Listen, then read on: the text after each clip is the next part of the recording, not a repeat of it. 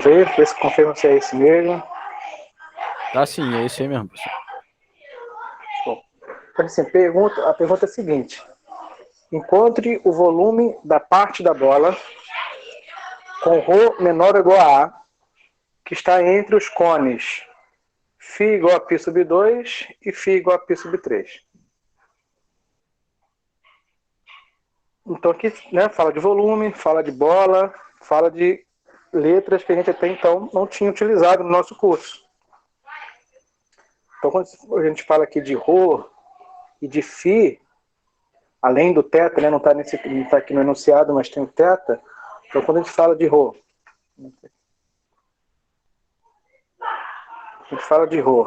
de θ e de φ, a gente se refere a que tipo de, né, de conteúdo? O que é isso? Do que se trata? Rho, θ e φ. Coordenada cilíndrica. Coordenadas esféricas. Na verdade, é coordenadas esféricas. Ah, é esféricas? É esfera. As coordenadas cilíndricas são as coordenadas polares R e θ, acrescida de mais uma, que pode ser o Z, por exemplo. Ou R e θ, né, combinada aqui com X, ou R e θ, combinada com Y. Então, quando eu tenho uma polar livre na direção de Z, eu tenho um sistema de coordenadas cilíndricas. Ou a polar livre na direção de X, ou a polar livre na direção de Y. Tá? Então, a polar pode vir assim ou assim. As cilíndricas, né? Que são, respectivamente, aqui as combinações das polares com X, ora com Y ou ora com Z. Quando a gente fala de ρ, θ e φ, a gente se refere a coordenadas esféricas, que é uma opção das coordenadas cartesianas. Mas o que elas têm em comum? Ambas, se eu falar de ρ, θ e φ ou falar de x, y, z, eu estou me referindo ao espaço tridimensional. Tá? Então eu tenho um espaço tridimensional. Eu posso me localizar, definir uma localização no espaço tridimensional, falando uma componente x, conhecendo uma componente y e conhecendo uma componente z. Não é verdade? Então, se eu falar assim, eu tenho um ponto qualquer, aqui, eu conheço as componentes x, y e z desse ponto. Então, eu conheço a localização precisa desse ponto. Você vai caminhar aqui tantas unidades x que você tem interesse, vai associar com a componente y e vai associar com a componente z. Então, você tem esse ponto aqui. É um ponto dado em termos de x, y e z. Isso a gente já trabalhou, né? Vem trabalhando aí nos últimos tempos. Bom, o que é o ρ desse ponto?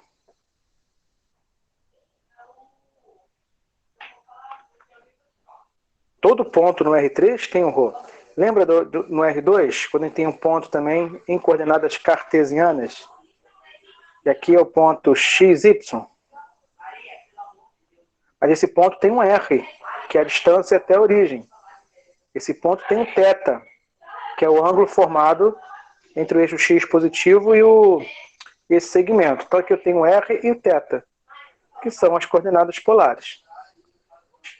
Tá claro, gente, para vocês a interpretação do R da polar e do θ da coordenada polar? Sim, professor. O R de um ponto é a distância que esse ponto tem até a origem. O θ desse ponto, você liga o ponto à origem e forma um ângulo com eixo x positivo. Esse é o θ. Então, se está claro para você o que é o R da polar, o que é o θ da polar, então a coordenada esférica já está quase toda já com significado para você. O ρ da esférica corresponde ao R da polar. Isso é um R mais chique, né? Então, aí botou o ρ. Então, o que é o ρ desse ponto, de um ponto qualquer? O ρ de um ponto qualquer é a distância desse ponto até a origem. Tá? Isso aqui é o ρ do ponto. Isso aqui eu tenho ρ, eu quero todos os pontos, por exemplo, eu quero todos os pontos que tenha ρ igual a 2. Falar em coordenada esférica, eu estou no R3. Conjunto de pontos que tem ρ igual a 2. O que é ρ mesmo? A ρ é a distância do ponto até a origem. Então eu quero reunir aqui todos os pontos que têm uma distância até a origem fixa e valendo 2. Vai formar uma figura conhecida? Que figura é essa? Vai formar uma esfera. Então uma esfera, claro, aqui eu vou desenhar só alguns traços dela. Desenhar só 2 traços, para me ter uma ideia. É uma esfera de raio 2, muito bem, isso aí. Quando eu falo ρ igual a 2, eu estou considerando essa esfera aqui, tá? Só a casca dela ou o interior também? É só a casca. É só a casca. O ρ igual a 2 é só a casca. Se no lugar do 2 aqui, eu coloco A. Isso define o quê? Conjunto de pontos do R3 que tem ρ igual a A. Define uma esfera de raio A. Uma esfera centrada de raio A. Aqui no enunciado é o ρ menor ou igual a A. O que muda? O ρ igual a A é a casca da esfera. Anterior, né? Exatamente. Isso. O ρ igual a A é só a casca. O ρ menor ou igual a A é os pontos que estão na casca da esfera mais os pontos que estão no interior. Então agora eu tenho um sólido. Tá? ρ igual a A, eu tenho uma superfície, esfera. ρ menor ou igual a A, eu tenho o sólido, esfera. Ok? Ok. Então essa é a ideia do ρ. Então mesmo se ele não falasse nada no enunciado, eu sei que isso aqui define uma esfera de centro 0, 0, 0. Ela está centrada na origem. E o raio dela é A. E eu estou pensando nos pontos que estão na casca, mais os pontos que estão no interior. É o que ele chamou aqui de bola. Para dar a ideia de... Entendeu? Para dar a ideia de... Não é só a casca, ele chamou de bola. Então a bola aqui para o Stuart é isso. É um sólido. É o sólido esfera. Ok? Falar alguma coisa? Show, professor. Foi? Então, ok. Enquanto o volume da parte da bola... Então, nem precisava ter falado isso. Enquanto o volume do sólido definido por ρ menor ou igual a A. Aí eu já sei que é uma esfera cheia. Não é uma bola oca, né? É uma esfera cheia. Estou chamando aqui de bola. Tá? Que está entre os cones. Aqui é a mesma coisa. Aqui ele já falou. Mas ele não precisava ter falado. Se a gente sabe interpretar o φ. Então eu já falei aqui da interpretação do ρ. Aqui vamos falar do θ, mas vamos falar do θ. Qual é a interpretação do θ? O que é o θ desse ponto? Se eu tenho um ponto no R3 e ligo esse ponto até a origem, essa distância desse ponto até a origem é o ρ do ponto. Ótimo. Se eu pego esse ponto e projeto esse ponto no plano XY, eu caio aqui. Aí eu caio no R2. E daqui eu tiro o θ, como se fosse o θ da polar. Lembra o θ da polar? Estou no R2, ligo o ponto na origem e meço o ângulo com o eixo X positivo. Esse é o θ da polar. O θ da esférica é o mesmo. Só que você tem que projetar o ponto no R2 primeiro. Então você pega um ponto qualquer, projeta ele no chão. Depois você mede o θ como se fosse o θ da coordenada polar. Ok? Então está aqui o θ.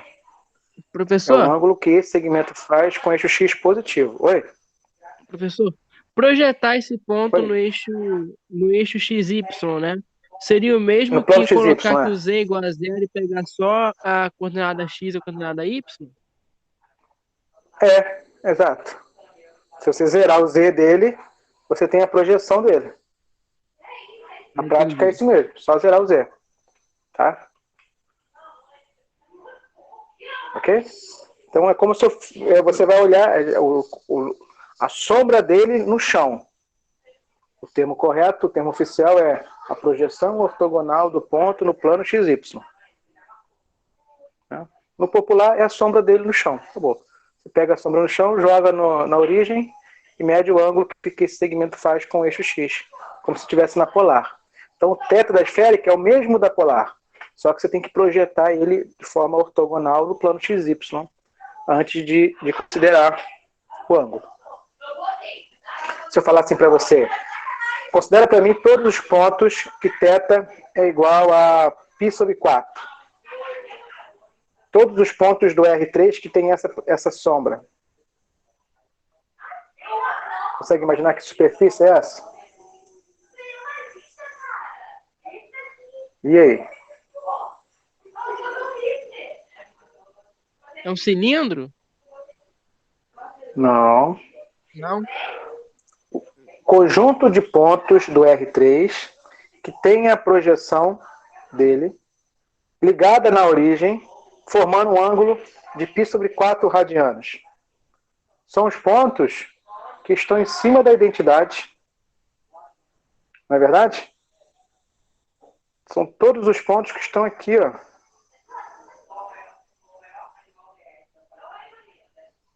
Imagine um plano vertical.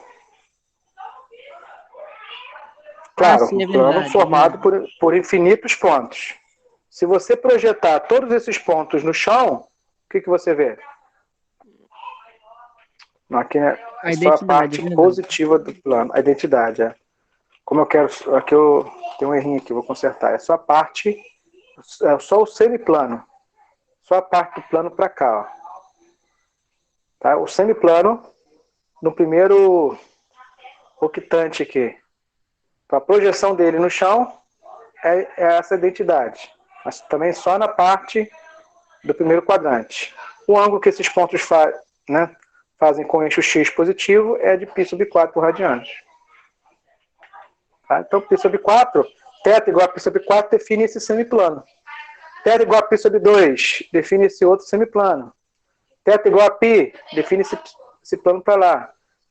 θ igual a 3π sobre 4 define esse aqui. Para cada θ fixo que você considerar, você vai ter um plano desse, um plano vertical desse. θ igual a 0 vai ser esse. Tá? É como se fosse um plano ali girando em torno do eixo Z. Lembra que o θ fazia isso? O θ variando fazia esse movimento? Você girava em torno da origem? Agora está no espaço. Conseguiu, gente, visualizar a interpretação do θ da esférica? Maravilha. Então, o ρ é como se fosse o R. Só que o R é lá no R2. Aqui no R3, a distância do ponto até a origem se chama de ρ. Mas é como se fosse a mesma interpretação do R da polar lá no R2. É o ρ da esférica no R3. O θ da esférica é o mesmo θ da polar, só que você tem que projetar no plano XY primeiro. Então não tem novidade aqui, é só adaptação. A novidade mesmo é o φ. O φ é uma coordenada que só existe aqui no R3. Qual é a interpretação do φ desse ponto genérico? O que é o φ desse ponto? É o ângulo que esse segmento principal aqui faz com o eixo Z positivo. Tá? Se eu falar assim para você, marca para mim todos os pontos que tem φ igual a 0. Quais são os pontos que você vai marcar?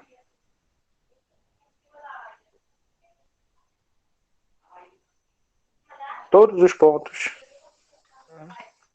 Aí vai ser um outro semiplano, né? Não, não é semiplano não. Φ, como é que você mede o φ de um ponto? Aí eu tenho um ponto qualquer aqui. Esse ponto tem um φ. Eu tenho que ligar esse ponto na origem. Se eu medir esse segmento, eu tenho um ρ. Mas eu ligo na origem e vou medir o ângulo que esse segmento faz com o eixo Z. Isso que é o φ. Se eu falo que o φ é 0, quer dizer que esse ângulo aqui mede quanto? Se φ é 0, isso aqui é 0. Se isso aqui é 0, esse ponto É de 90 graus. mais para cá, mais para cá, mais para cá. Esse ponto está aqui. Sim. Então, se o ponto que tem φ 0 é o ponto que está na onde?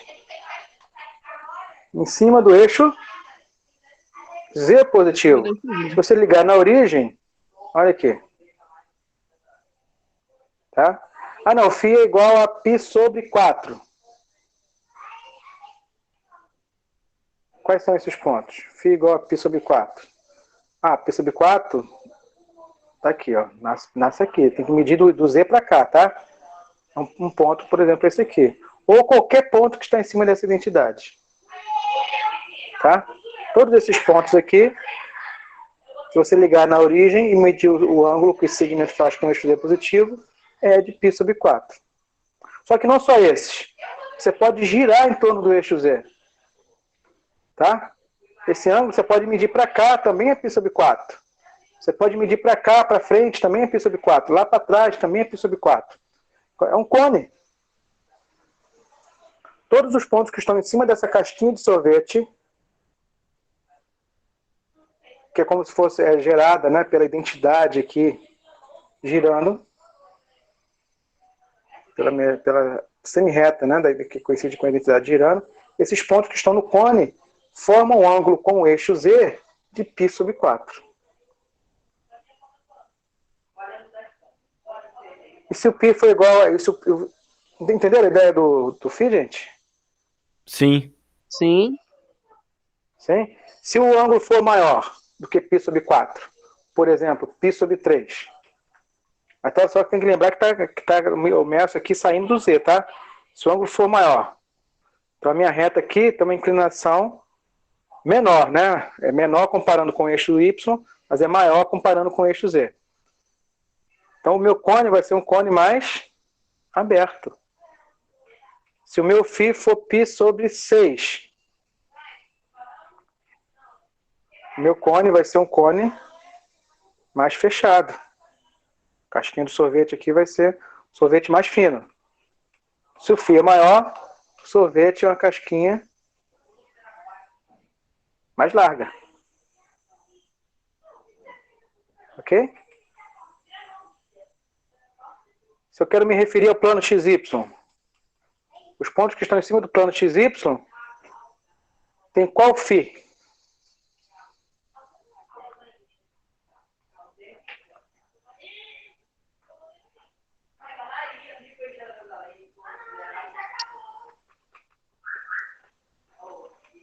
Aqui, esse ponto aqui. Tem que ângulo é esse? De π sobre 2? Π sobre 2. Então, se eu pego aqui o eixo Y como parâmetro, eu vejo aqui. Mas se eu pegar o eixo X, também é π sobre 2. Se eu pegar outro aqui, também é π sobre 2. Se eu pegar outro aqui, também é π sobre 2. Outro aqui também é π sobre 2. Qualquer ponto que eu pegar aqui está no chão, o ângulo, se eu ligar esse ponto na origem e medir o ângulo que faz com o eixo Z, esse ângulo aqui é de π sobre 2. Tá? Então, se eu só quero me referir a um ponto que está no R3 inteiro, basta eu fazer o φ variar de quanto a quanto. Isso aqui é uma observação importante, só para aproveitar aqui o gancho. φ igual a 0, eu estou em cima do eixo Z. E vou abrindo o φ. Lembrando que ele vai fazendo voltas. Vai criando, né? Para me dar uma volta completa no R3, basta eu fazer φ variando de 0 a π. Aqui eu vou ter cones cada vez maiores, até chegar no π sobre 2. Tá? Até chegar no π sobre 2. Depois mais π sobre 2 para chegar lá embaixo. Mas se eu pensar aqui num guarda-chuva de cabeça para baixo, eu vou abrindo o guarda-chuva cada vez mais. E o máximo que eu posso fazer é esse guarda-chuva virar do avesso aqui. Né? Então o φ varia no máximo de 0 a π. Tá? Então qualquer ponto do R3 vai ter um φ nesse intervalo, de 0 a π. Todo mundo visualizou essa observação? Sim. Sim. Sim? Então você sabe a interpretação da componente ρ. Está claro para você o que significa o θ de um ponto no R3. E a novidade, a grande novidade aqui é o φ. Você sabe o que significa o φ de um ponto no R3?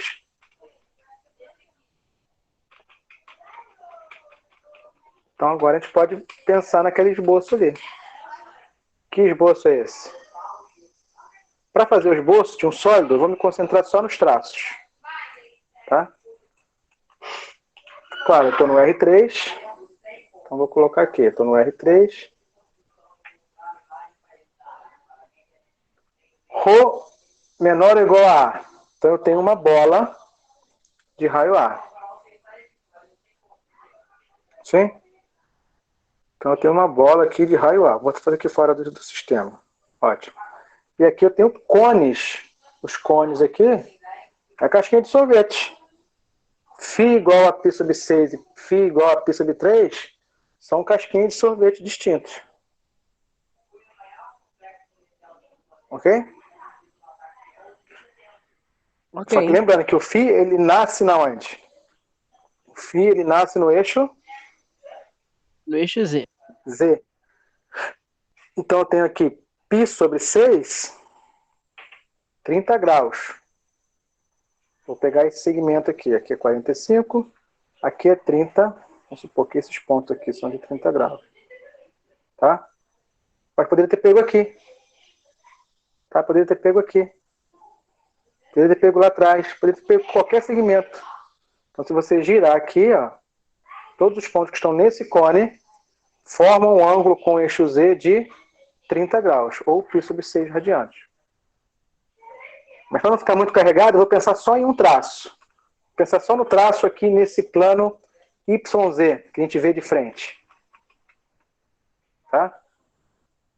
Então, qual é o traço do cone no plano YZ? Então, é uma reta. Vou botar em azul. Uma reta. Fazendo 30 graus com o eixo Z. E outra reta aqui, uma de cada lado. Estou pensando só o traço nessa parede. Tá? E o traço do outro cone? Vai ser outra reta. Só que vai ser outra reta com a inclinação partindo do eixo Z maior. Comparando aqui com o eixo Y, menor, né? Aqui o eixo Z, o ângulo que essa reta aqui faz com o eixo Z, com o traço dela no eixo Z, é de 60 graus. Ok? Então aqui eu tenho um cone, aqui eu tenho outro cone. Consegue visualizar dois cones aqui? Sim, professor.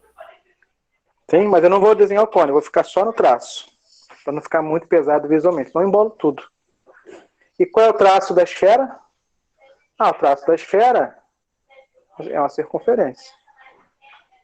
Aí o negócio é desenhar uma circunferência aqui bonitinho. Tá? Tá torto, mas é uma circunferência. Vou agora destacar as interseções desses traços. Isso que é o mais importante. Aqui, aqui, aqui e aqui. O restante eu posso deixar pontilhado, tá?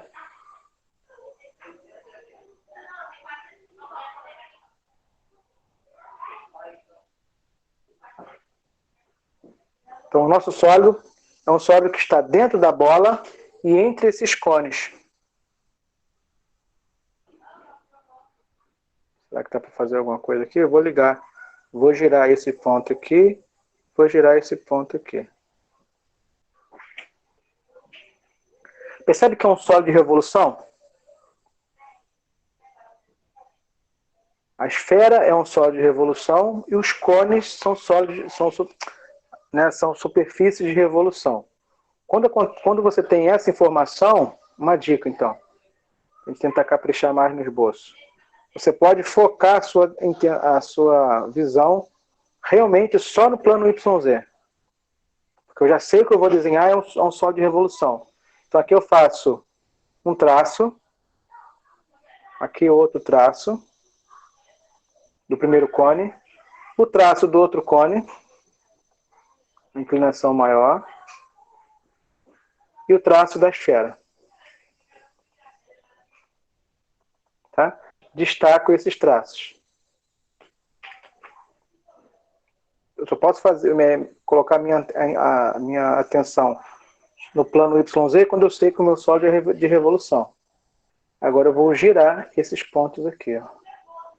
Giro aqui e giro aqui. Tá bom? Aqui você pode agora fechar. Ó. Meu sólido, então, está dentro da esfera e entre os cones.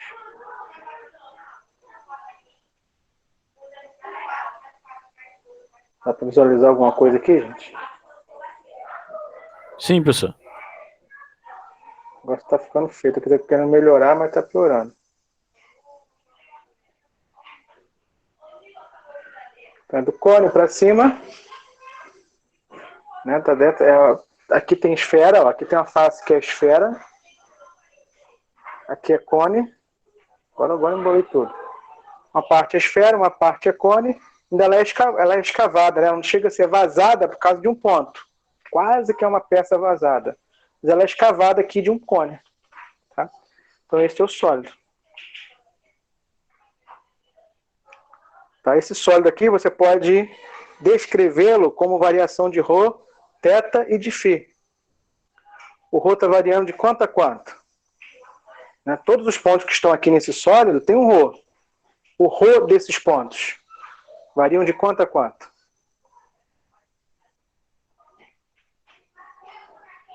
Falem aí comigo. Podem escrever no chat também. Entre 0 e A. Exatamente. Aqui tem infinitos pontos. O ponto da origem é o ponto que tem o menor ρ, é o ponto que tem ρ igual a A, e os pontos que estão na casquinha da esfera são os pontos que têm o maior ρ, que é ρ igual a A. Então a origem é ρ igual a 0, e os pontos que estão na casquinha é ρ igual a A. Todos os outros pontos, se você olhar aqui para esse setor, você visualiza, são pontos que têm ρ entre 0 e A. Muito bem. É assim que a gente vê o limite de ρ. Θ. Lembra que o θ você tem que projetar. Qual vai ser a sombra desse sólido no chão? Qual vai ser a sombra desse sólido aqui no chão? Vai ser um disco?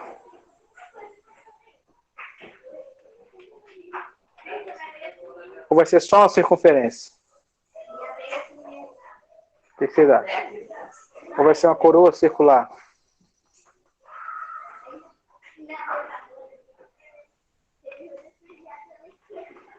Acho que vai ser uma coroa. A sombra dessa peça no chão. Vou ter aqui, vou ter um disco. Agora a questão é, se for vazado, é uma coroa. Se não for vazado, todos os pontos aqui vai ter uma sombra no chão. Então a sombra de todos vai formar um disco. Percebe que esse sólido aqui não é vazado? Não, ele é fechadinho, verdade. Ele é fechadinho, ele não é por pouco, por causa de um ponto ele não é vazado. Então por conta disso não é, a sombra não é uma coroa, a sombra é um disco mesmo. Tá? Esses pontos que estão aqui nesse disco tem θ. Pode falar. O θ varia entre 0 e 2π, então? 0 e 2π. Exatamente. Então, qualquer que seja o sólido, projeta ele no R2. Se tem pontos nos 4 quadrantes, tem θ variando de 0 a 2π. Os θs, né, variam de 0 a 2π. Se a projeção fosse só o primeiro quadrante, o θ varia de 0 a π sobre 2. Mas não é o caso. Ok? Então tá aí a variação do ρ e a variação do θ, que depende de você saber a interpretação deles no R3, foi o que a gente explicou até agora. E o φ? O sólido é formado por infinitos pontos. Tem infinitos pontos aqui dentro, formando essa peça, né? Tem ponto, cada ponto desse tem um φ. Quais são os pontos que têm o menor φ? Está entre 0 e π sobre 3? Não. Os pontos que têm o menor φ são esses. E os pontos que têm o maior φ são esses. Os pontos que têm o menor φ são os pontos que estão na face de dentro. Nesse cone de dentro aqui. Imagina nessa casquinha de sorvete aqui dentro. Os pontos que estão nessa face aqui de dentro tem o φ igual a tá. 30 graus, Tá, né? entre π sobre 6. Entre Isso. π sobre 6 e π sobre 3. Isso. Os pontos que estão nessa casquinha aqui de fora são pontos que têm o φ, essa abertura aqui é maior. Essa é menor, essa é maior. π sobre 3. Tá? Todos os pontos que estão aqui nesse sólido têm um φ variando entre 30 graus e 60 graus. Entre π sobre 6 radianos e π sobre 3 radianos. Então, se o meu sólido é uma parte da esfera como esse, é assim que a gente descreve este sólido em termos de coordenadas esféricas. Acho que aqui está o principal desse conteúdo. Tá? A gente saber descrever. Porque daí depende da sua interpretação desses componentes, aqui depende da sua visualização no R3, e enfim, descrever o sólido W em termos de ρ, θ e φ. Se o seu sólido é parte de uma esfera, olha a vantagem. Todos os limites são constantes. Notaram isso? Sim. Ah, professor, eu posso passar qualquer sólido para a coordenada esférica? Poder pode, mas não convém. É aquela velha história. Poder você pode fazer tudo, mas tem coisa que convém e tem coisa que não convém. Aqui cabe direitinho. Eu posso passar qualquer coisa para a coordenada polar? Pode, mas tem hora que vai ser conveniente se for uma região de disco circular, né? Eu posso passar qualquer situação para a coordenada esférica? Pode, mas só vai ter vantagem se for uma esfera ou parte da esfera, como é o caso aqui. O sólido aqui em questão é um subconjunto da esfera. Então vale a pena passar para coordenadas esféricas, porque a gente vai ter os limites constantes. A vantagem está aqui. Tá bom? Então, com relação à interpretação, ao gráfico, como é que tá? Alguém tem alguma pergunta? Professor. Entendeu? Beleza, então agora vamos para a conta. Nem lembro mais qual era a pergunta, mas vamos lá. É o volume. Mas o mais importante está aqui. É o volume. Então, o volume de um sólido é dado... Eu posso modelar, né, o cálculo do volume de um sólido. Então, o volume do sólido W, que está ali atrás, na outra tela, pode ser modelado através de uma conta de integral tripla. Mas integral tripla de qual função? De 1, de φ, de θ e de ρ, mas tem esqueci o nome antes. Aqui, na verdade, a integral, se você for falar em coordenadas cartesianas, é integral de 1 simplesmente. Integral de 1 de dx, dy, dz. Tá? E aqui a gente completa. Eu falo isso lá na explicação, não sei se todo mundo viu, mas vale a pena repetir. A integral de 1 sempre ela calcula... Não é a mesma coisa, né? Mas a aplicação é similar. Quando você tem uma integral simples definida um intervalo, isso aqui te dá o comprimento do intervalo. Quando você calcula a integral dupla de 1, isso aqui te dá a área da região. Quando você calcula a integral tripla de 1, isso aqui te dá o volume do sólido. O que isso aqui tem em comum? Toda vez que a função for 1, a sua resposta tem a ver com medir o domínio de integração. Claro, se o seu domínio é um intervalo, você mede o intervalo em termos de comprimento. Então aqui você tem o comprimento do intervalo. Se o seu domínio de integração é uma região do plano, você tem a área da região do plano. Se o seu domínio de integração é um sólido, você tem o volume desse sólido. Tá claro, gente, essa observação? Que a integral de 1 sempre mede o que ela varre. Se ela varre um intervalo, te dá o comprimento. Se ela varre uma região, te dá a área. Se ela varre um sólido, ela te dá o volume. Então, o volume pode ser modelado por uma integral tripla, então, de 1. Onde o sólido que você quer calcular o volume precisa estar descrito aqui nas integrais. Então, esse é o problema. Calcule essa função aqui. Essa conta.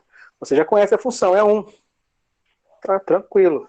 O que falta aqui para você resolver as contas? E sair integrando, então, 3 vezes. Falta definir os limites. De onde você tira o limite? Do esboço. Aí você vai ver o esboço. O esboço é um sólido que é parte da esfera, é subconjunto de uma esfera. Então, nessa hora, é a dica que eu tomo para falar assim, não, vale a pena mudar de coordenadas. Vale a pena mudar para coordenadas esféricas. Tá? Então, como é que fica esse problema em coordenada esférica?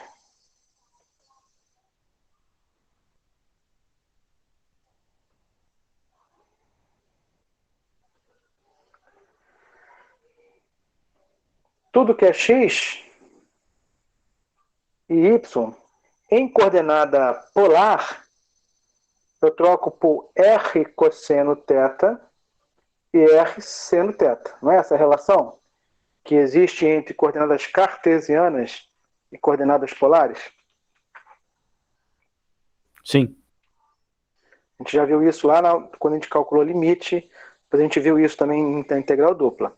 Por que eu estou resgatando isso? Porque nos ajuda a lembrar da polar, da esférica. Então, existe também uma relação entre as coordenadas cartesianas e esféricas. Vou colocar assim dessa forma, ó, ρ cosseno θ, ρ seno φ, porque dessa forma eu lembro lá da polar, ó, é o r cosseno e o r seno. Só que não é só isso. Ainda tem ainda um seno φ e aqui tem um seno φ. Essa é a troca, a relação que existe entre as cartesianas XY e as esféricas. Então, se você quiser sair de um problema cartesiano e ir para a esférica, você tem que fazer essa substituição.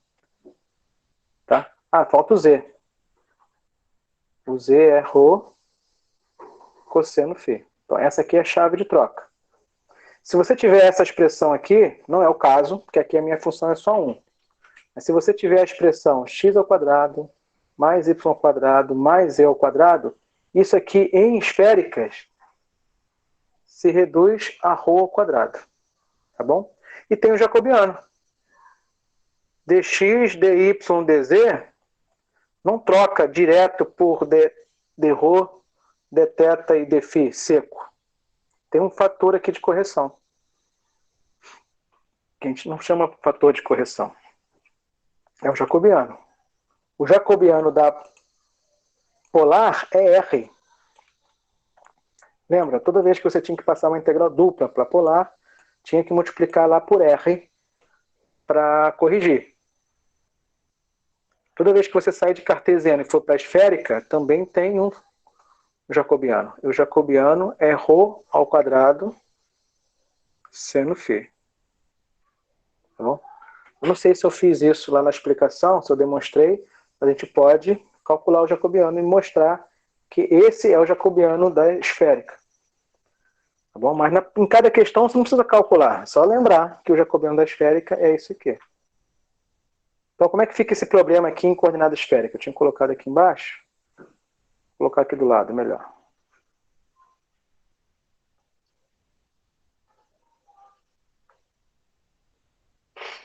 Então, como é que fica esse problema em coordenadas esféricas?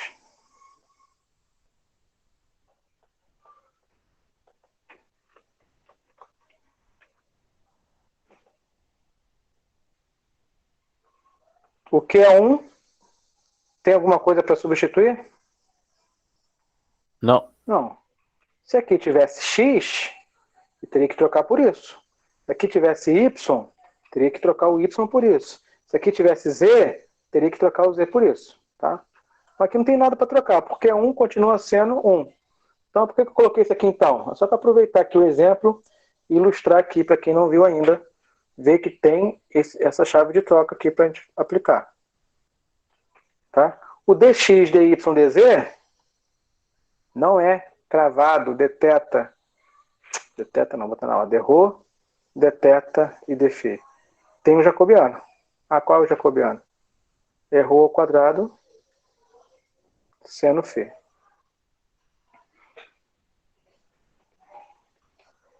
Tá bom?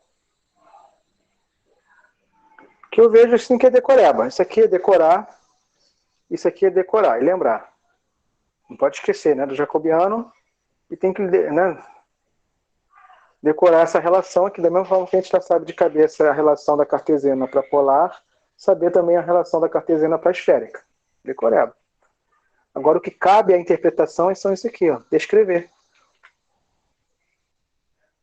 Passar para a esférica, gente, é prejuízo. Você troca x por isso tudo.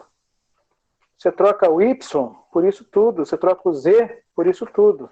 Nesse caso aqui, se reduz a rho ao quadrado, mas só nesse caso. Todas as outras expressões elas irão piorar, porque você vai trocar algo que é só um x por esse produto de função trigonométrica. Então vai piorar tudo. A função aqui, se fosse outra coisa, iria piorar, ficar mais difícil. Você fala, então, em que planeta tem vantagem em passar para polar? No planeta que o sólido é uma parte da esfera. Como a gente viu aqui, quando o sólido é uma partição da esfera, os limites são constantes. Essa é a vantagem. Tá? Então a vantagem aqui é que a gente vai ter isso. O ρ está variando, lembra lá, de 0 a A. O θ está variando de 0 a 2π. E o φ está variando, nesse exemplo, de π sobre 6 a π sobre 3. Tá bom? Então é isso. Esse é o kit que a gente precisa saber para sair de cartesiano e vir para polar. 3 passos. Relação de troca, o jacobiano e, principalmente, saber descrever. Feito isso, agora é continha. A continha não é novidade. Integra primeiro com relação a ρ, depois integra com relação a θ, por último integra com relação a φ. Se quiser, a gente pode fazer a continha, ou a gente pode passar para outra questão, mas a continha, daqui para frente, é revisão.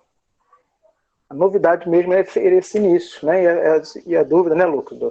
Que era interpretar isso graficamente. Sim, Eu professor, acho que valeu. é o tópico principal, é isso mesmo. Que a conta a gente decora. Né? Você vai revisar, vai integrar, tudo bem. Mas eu acho que o principal era essa interpretação. Se você entendeu, tá ótimo. Os demais, gente, conseguiram? Tá claro para vocês? Fala aí, Matheus, Sim. outro Lucas, Rayane, Renan, Roberto, Sérgio. Tranquilo? Tranquilo, professor. Então, beleza. Então, aqui, por exemplo, você pode mostrar qual é o volume da esfera. Aqui nós calculamos o volume daquela peça ali em particular, né? Mas se você colocar aqui 1 e na descrição aqui descrever toda a esfera, a descrição da esfera completa, ρ de 0 a A, θ de 0 a 2π, φ, né, deixar o φ aqui amplo, de 0 a π, você vai ter a regrinha lá do volume da esfera, que a gente passa, né, no ensino médio ou nos cursinhos aí direto. Né, para a molecada lá aplicar aquilo e calcular o volume da esfera. Mas agora a gente pode calcular o volume da esfera. Tá bom? Ou de qualquer outra figura. É só modelar nesses critérios aí. Tá bom? O que mais, gente, que a gente pode fazer?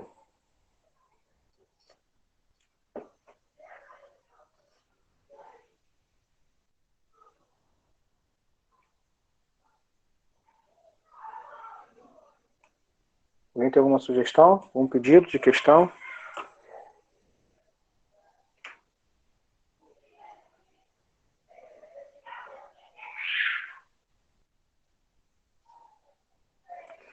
Tá? Então, com isso, a gente fecha mais uma etapa do curso. A segunda etapa, né, de 3. Então, agora a gente fechou a parte de integrais múltiplas. Claro que a gente trabalhou com dupla e tripla, tá? Que é onde a gente consegue ver as aplicações imediatas, né? Algumas aplicações imediatas, mas a gente entendeu já essa estrutura.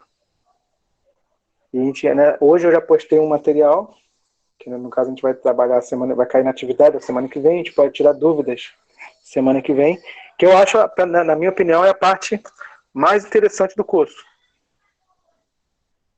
Tá bom? E tudo que a gente vai precisar daqui para frente depende 100% de você saber parametrizar curvas. Então lembrem lá de geometria analítica, como é que parametriza segmento de reta, como é que parametriza funções, como é que parametriza circunferência, elipse. Ah, professor, eu já esqueci. Eu coloquei um videozinho ali resumindo algumas parametrizações dessas. Dá uma olhadinha lá. Tá? Porque a gente vai trabalhar agora em cima de funções vetoriais.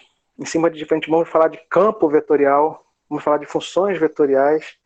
Né? São várias aplicações, assim, principalmente na física, mas eu vejo assim, a gente vai trazer tudo que a gente viu, às vezes, de forma separada. Vetores, equações paramétricas, integral, derivada, matriz, tópicos de matemática e de cálculo que a gente viu assim de forma disjunta, agora vão convergir tudo para uma aplicação bacana.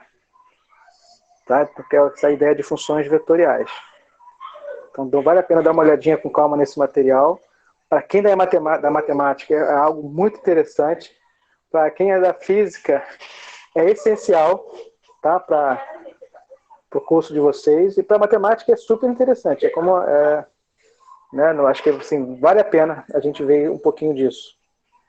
Ainda na graduação. Tá bom? E eu fiz também um videozinho lá fazendo algumas coisas no GeoGebra 3D. Também é legal você dar uma olhadinha nesse conteúdo. Tá bom, gente? Ok, professor. Beleza. Alguém tem mais alguma dúvida? Tá bom por hoje? Vocês que mandam. Professor, se ninguém tem mais nada, então você poderia resolver essa daí, rapidinho?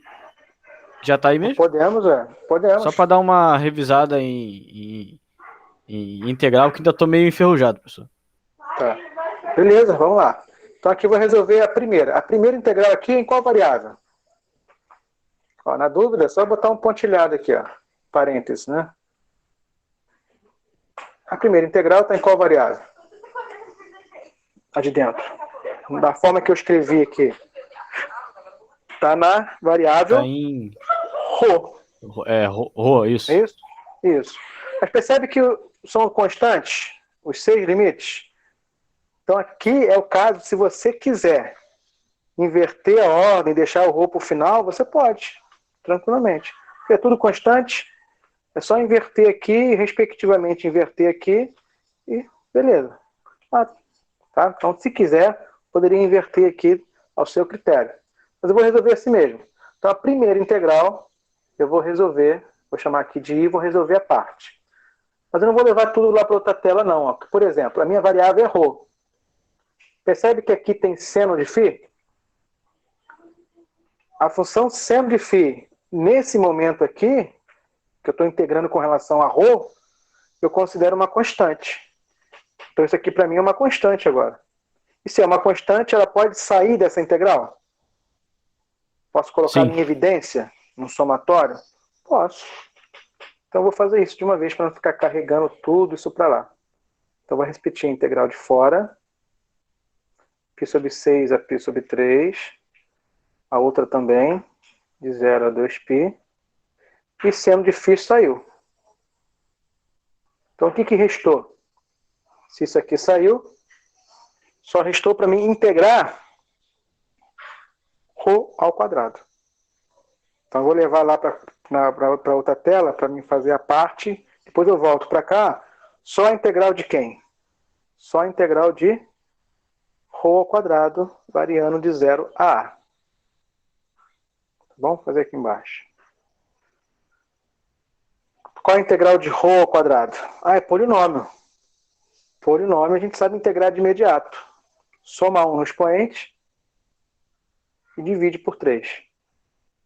Com ρ variando de 0 a a. Troca o ρ pelo limite final. Vai ficar a ao cubo sobre 3. Menos, troca o ρ pelo limite final, menos 0. Nem precisa indicar. Esse aqui já é o resultado. O resultado da primeira. Então, a primeira integral, o resultado deu a ao cubo sobre 3. Não é uma constante? Eu posso colocá-la aqui, ó. A ao cubo sobre 3.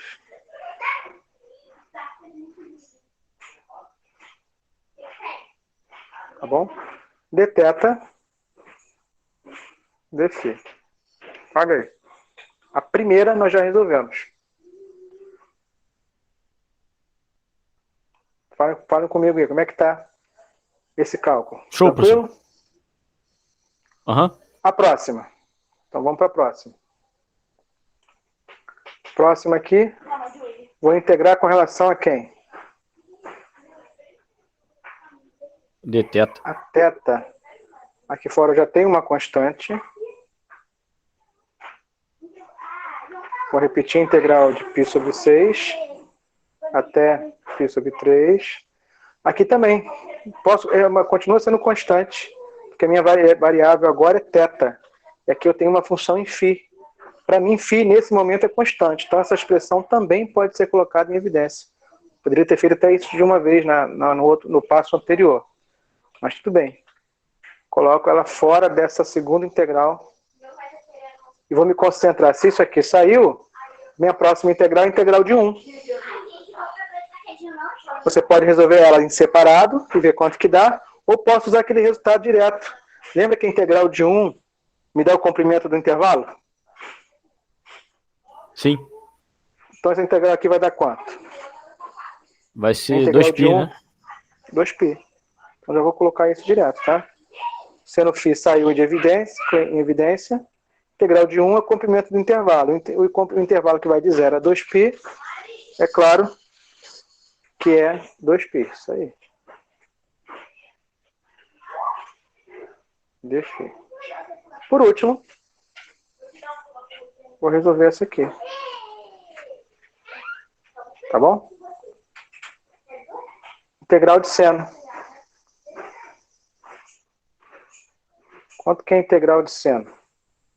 Qual é a função que eu derivo e encontro seno? É menos cosseno? Menos cosseno. Perfeito. Se eu derivar cosseno, eu encontro menos seno. Se eu derivar menos cosseno, repete o menos. Derivada cosseno é menos seno, fica menos vezes menos, vai dar mais seno. Certinho. Mas o φ está variando. De π sobre 6 até π sobre 3. Correspondente aqui em graus. 30 graus até 60 graus. Então, coloco o limite superior primeiro.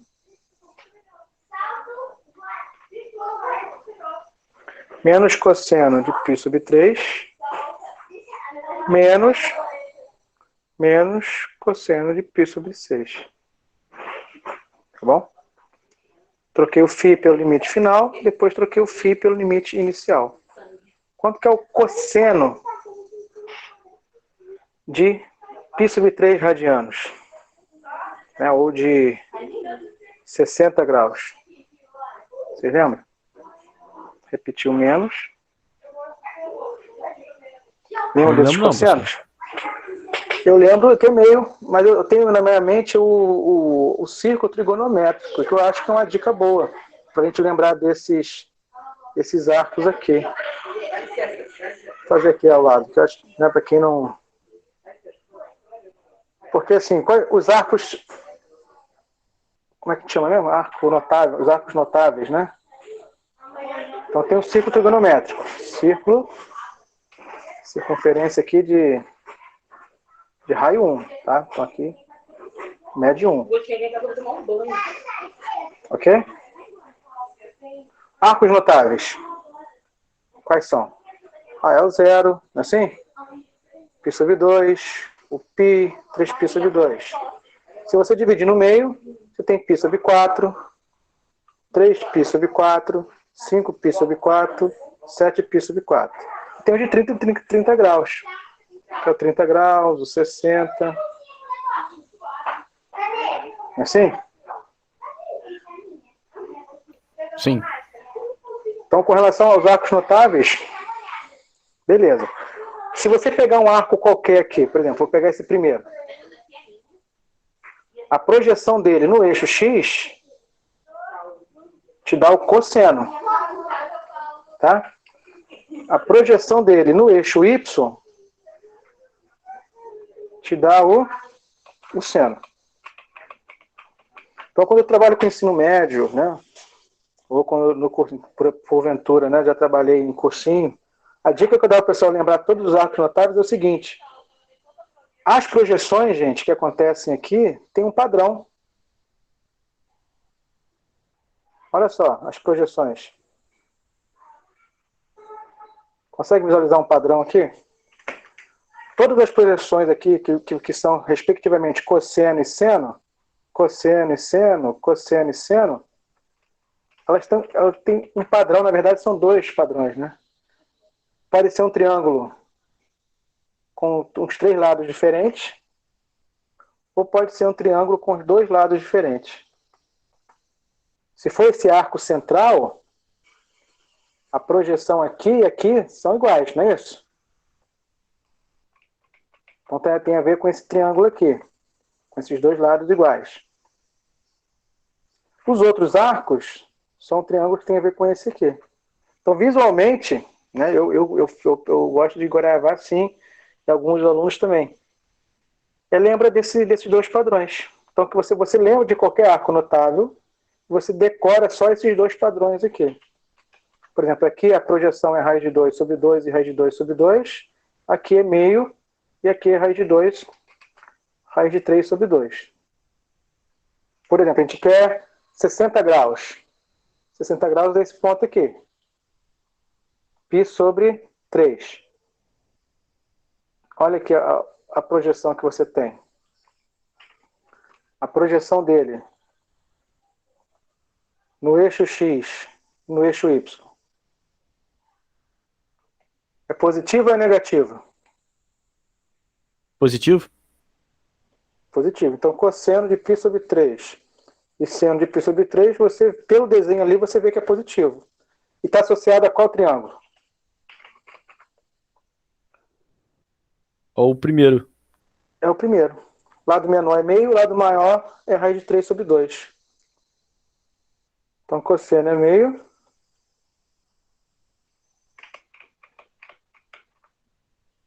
E o seno é raiz de 3 sobre 2. Isso se aplica para qualquer arco. Qualquer arco notável, você vê se ele é positivo ou negativo pelo lado que cai a projeção, aqui. E os valores vão ser esses. Né? Tem a ver com esse triângulo aqui, no qual o seno e cosseno valem respectivamente meio ou raiz de 3 sobre 2. Ou se forem aqueles arcos centrais dos quadrantes, são os arcos que têm o mesmo cosseno e seno. Raiz de 2 sobre 2. O que vai mudar ali é o sinal. Mas é de acordo com a figura. Então essa é uma dica, né, que eu gosto de lembrar para mim recuperar os cossenos e seno de arco notável. E quando eu trabalho com ensino médio, eu gosto também de passar isso para os alunos que, pelo menos quem tem essa, né, tem gente que prefere decorar a tabelinha, tá ótimo, decora, mas tem gente que tem essa facilidade do visual. Também, depois você pegar a manha ali, você não esquece mais. Tá bom? Então aqui, ó, repetir o menos. Cosseno de π sobre 3. Entendeu? Mentalmente eu vou lá naquele círculo trigonométrico. Π sobre 6 é aquele que eu desenhei ali. Cosseno é positivo. Claro, aqui estamos explicando por menos, vai ficar negativo. E é aquele lado menor do triângulo. Então é meio. Que é menos vezes menos, dá mais. E cosseno de π sobre 6. Olha o círculo trigonométrico. Π sobre 6 é 30, não é isso? Sim. A projeção no eixo X. Aqui agora o seno vai ser meio e o cosseno é raiz de 3 sobre 2. Sempre uma coisa ou outra. Ou é meio ou é raiz de 3 sobre 2. Então aqui o cosseno, que é a raiz de 3 sobre 2. É positivo. Tá? Claro que são termos distintos. Não vou aproximar, vou deixar indicado. Então, é a raiz de 3 menos 1 sobre 2. Então, concluindo as contas, vou ficar com A ao cubo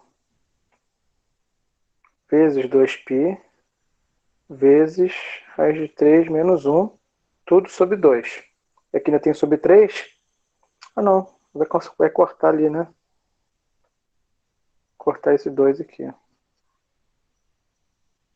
Ficar com A ao cubo, π, raiz de 3 menos 1, sobre 3.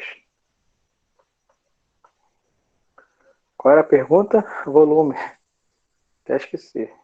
Unidade de volume. É o volume. Então, isso aqui é o volume. Não parece, mas isso aqui é um escalar, tá?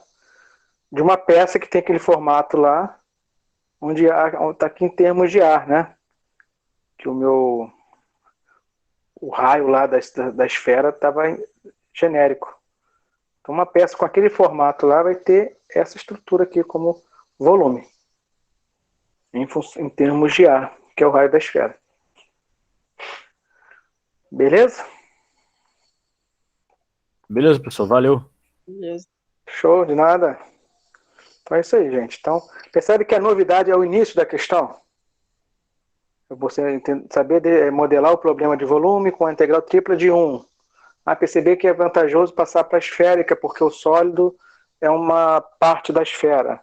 Como é que eu passo para a esférica? Tem lá o esqueminha, passei. Eu caio numa integral tripla, onde os limites são constantes, tem que resolver as 3.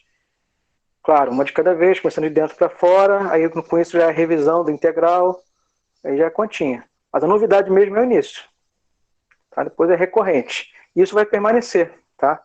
Daqui para frente, né, como eu disse agora há pouco, o principal é saber parametrizar as curvas. Então, o quanto antes vocês darem uma olhadinha na explicação que eu coloquei lá hoje, né, na sala virtual, e lembrar lá das equações paramétricas de algumas curvas, vai ser melhor. Então, saber parametrizar curvas. E a novidade é sempre o início da questão. Modelar um problema novo e com uma estrutura nova. Depois a gente vai trocar aquela estrutura por uma estrutura que a gente já trabalhou antes. E dali para frente vai ser algo recorrente. Então esse é o nosso, né, a ideia do cálculo daqui em diante, até o final do nosso curso. Tá bom? Tá certo. Podemos fechar? Pode sim, professor. Uhum. Maravilha. Então, beleza. Então é isso, gente. Já eu vou postar a atividade, tá bom? Que era para entregar hoje, que eu, né, por ser feriado amanhã, lá no planejamento inicial eu tinha colocado para hoje só por conta disso. Mas aí eu achei mais adequado deixar para quarta. Tá bom? Só fiquem atentos então com essa atividade. Com isso a gente já vai fechar uma segunda nota. Tá? Certo. Então é isso, gente. Obrigado aí pela participação. Desejo a vocês um bom feriado, uma boa semana de estudos. Qualquer coisa a gente se fala. Valeu, professor. Valeu, professor. Boa noite. Boa noite. Boa noite, Valeu, professor. boa noite. Um abraço. Valeu.